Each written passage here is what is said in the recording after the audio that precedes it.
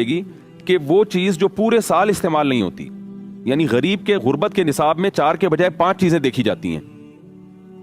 آپ جس کو زکوٰۃ دینا چاہتے ہیں نا، اس کے پاس 5 چیزیں، یا ان میں سے 4 یا ان میں سے 3 یا ان میں سے ایک چیز 52.5 تولہ چاندی کے برابر نہیں ہونی چاہیے. 4 چیزیں تو وہی ہیں: سونا، چاندی، مال تجارت اور کیش نقدی رقم. 5ویں چیز ہے ضرورت سے زائد سامان. اگر کسی غریب کے پاس ضرورت سے زائد سامان اتنا ہے کہ وہ 52.5 تولہ چاندی کے برابر پہنچ جاتا ہے تو آپ اس کو زکوٰۃ نہیں دے سکتے. اور ضرورت سے زائد سامان کی ڈیفینیشن یہ ہے کہ وہ سامان جو پورے سال استعمال میں ہی نہیں آ رہا.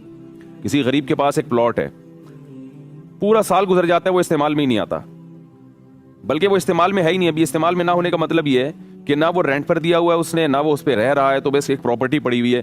تو یہ اس کی علامت ہے، یہ سامان ضرورت سے زائد ہے. وہ الگ بات ہے اس نے رکھا ہوا ہے اپنی کسی فیوچر کی ضرورت کے لیے، بچی کی شادی کے لیے، بچے کی شادی کے لیے، لیکن شریعت کی اصطلاح میں اس کو ضرورت نہیں کہتے. ضرورت کا مطلب جو استعمال میں آ رہی ہو. تو اس لیے ایسے آدمی کو زکوٰۃ نہیں دے سکتے جس کے پاس کوئی پلاٹ ہو، پراپرٹی، اور وہ استعمال میں نہ ہو.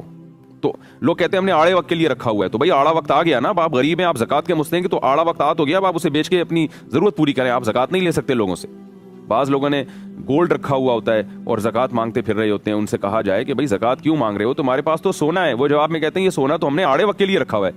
تو بھائی اور کون سا آڑے وقت کی اور کیا ڈیفینیشن ہے؟ یہی تو آڑا وقت آ گیا کہ آپ کے پاس جو ہے وہ اب مجبور ہو گئے. تو شریعت کہتے ہیں مجبوری میں پہلے اپنا مال بیچو، پھر لوگوں سے آپ زکوٰۃ لے سکتے ہیں. پہلے اپنا گولڈ بیچیں، اور باقی یہ آڑا وقت کی ڈیفینیشن ہی یہی ہے کہ آپ زکوٰۃ مانگنے پر آ جائیں. تو اسلام کہتا ہے پہلے اپنی چیز خرچ کرو، اس کے بعد لوگوں کے پاس جاؤ زکوٰۃ کے لیے.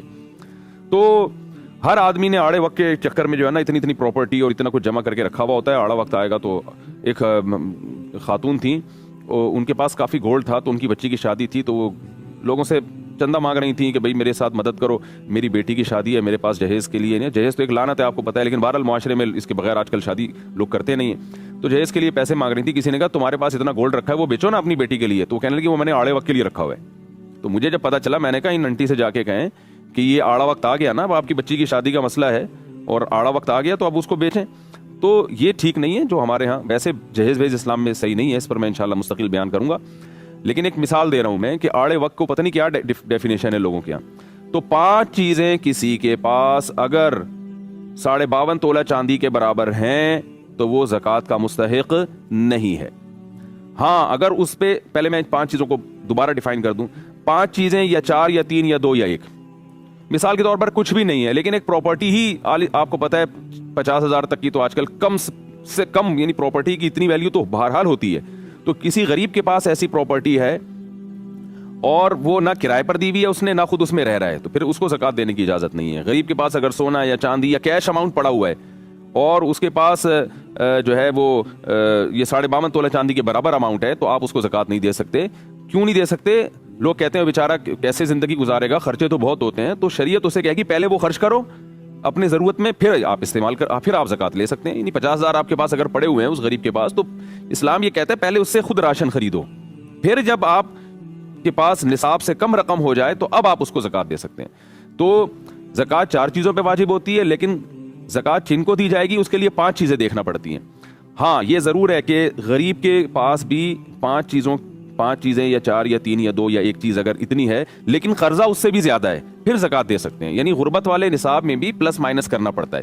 تو غریب میں بھی یہ دیکھا جائے گا کہ یہ اتنا اماؤنٹ تو اس کے پاس ہے، تو جتنا اس نے لوگوں سے لینا ہے، یعنی جو اس نے قرضہ دیا ہوا ہے وہ اس میں پلس کیا جائے گا، اور جو اس نے لوگوں کو قرضہ دینا ہے وہ مائنس کیا جائے گا. تو پلس مائنس کر کے 52.5 تولہ چاندی سے کم اگر نصاب بن رہا ہے تو پھر یہ زکوٰۃ کا مستحق ہے. زیادہ ہے تو پھر یہ زکوٰۃ کا مستحق نہیں ہے. اب لوگ کہتے ہیں ہمیں پتہ کیسے چلے گا کہ بھئی ان کے پاس یہ سب کچھ ہے؟